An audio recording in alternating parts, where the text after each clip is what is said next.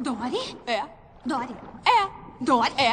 Ah, Dory! É. Éramos amigas! Não. Dory, sou eu, Destiny! Você me conhece? Você provavelmente já deve ter passado por uma situação dessas, de reconhecer ou mesmo ser reconhecido por alguém, mas simplesmente dar um branco na hora de lembrar o Você nome. me conhece? É claro! A gente conversava pelas tubulações. Amigas de cano! Amigas? Um amigo distante, o nome da mãe de alguém, um atendente de loja. São diversos os momentos que sentimos que alguma informação nos fugiu da memória. Mas como evitar que isso aconteça? Primeiro, é necessário entender como a nossa memória funciona. Segundo a abordagem dos 3 sistemas da memória, proposta em 1968 por Richard Atkinson e Richard Schifrin, existem diferentes processos pelos quais a informação deve passar para que possa ser armazenada e recordada. A teoria dos 3 sistemas propõe a existência de 3 instâncias de memória. A primeira, denominada memória sensorial, refere-se ao armazenamento momentâneo inicial da informação, que dura apenas um instante. Ela serve para possibilitar o encadeamento dos estímulos, organizando, por exemplo, informações sonoras contínuas ou intermitentes da fala de alguém, em palavras e pausas entre elas. Depois disso, a memória de trabalho, ou de curto prazo, que recebe as informações sensoriais, mantém, por volta de 15 a 25 segundos, poucas informações disponíveis para serem significadas e processadas. Quando efetuamos uma conta de cabeça, por exemplo, computamos os valores e realizamos as operações utilizando esse buffer da memória. O terceiro tipo é a memória de longo prazo. Nessa espécie de banco de dados, o material é armazenado de uma forma relativamente permanente. Embora possa ser difícil recuperá-las, virtualmente estão armazenadas desde as suas lembranças do minuto anterior até as mais remotas reminiscências da sua infância. Agora, você já conhece as diferentes instâncias da memória, mas como elas estão conectadas? A memória sensorial parece estar mais relacionada aos processos sensoriais e perceptivos do que aos de memória propriamente ditos. Por isso, sua consideração e definição não encontra consenso entre os estudiosos da área. Em linhas gerais, o estímulo permanece nessa memória por pouquíssimos instantes, em sua forma bruta, ainda desprovida de significado mais complexo. Sua transição para a memória de curto prazo é quase automática, embora se saiba que há considerável seleção e organização dos estímulos quando sentidos e percebidos.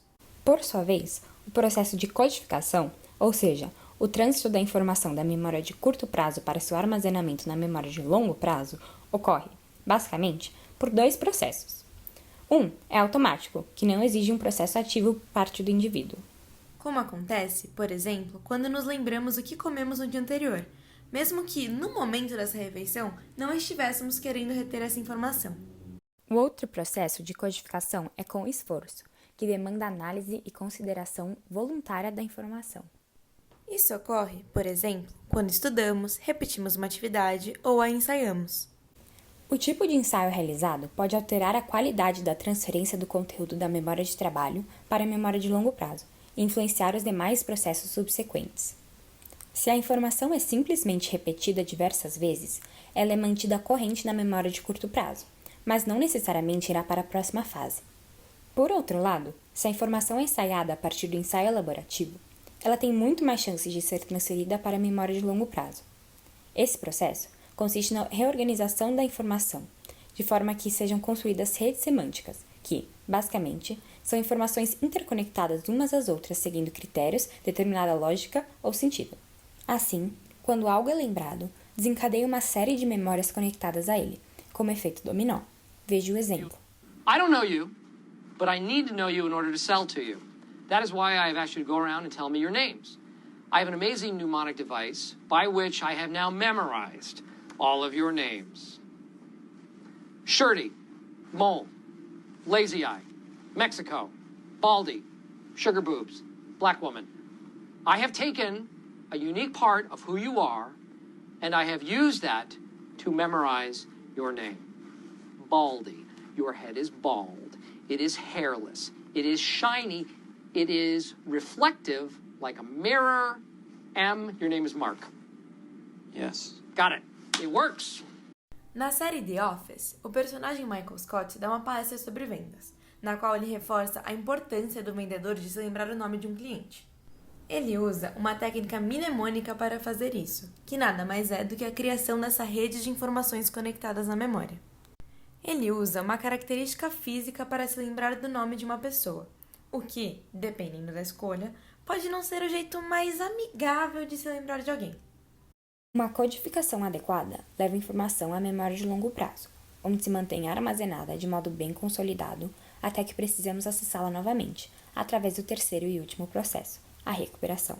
Nele, a informação retorna à memória de trabalho, onde se dispõe tangível ao uso. Um exemplo prático pode ser representado a partir de um rápido experimento. Ao longo de sua vida, você já deve ter se deparado milhares de vezes com diversas moedas, entre elas a de 5 centavos. Tente visualizá-la. Talvez sua cor, seu tamanho, sua espessura sejam fáceis de lembrar. A presença de um rosto deve ser óbvia para você. Mas você saberia afirmar com toda certeza se ele está posicionado na direita ou na esquerda da face da moeda? Te daremos um tempo para pensar.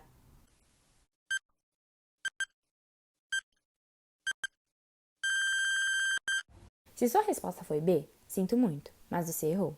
A moeda certa é a A.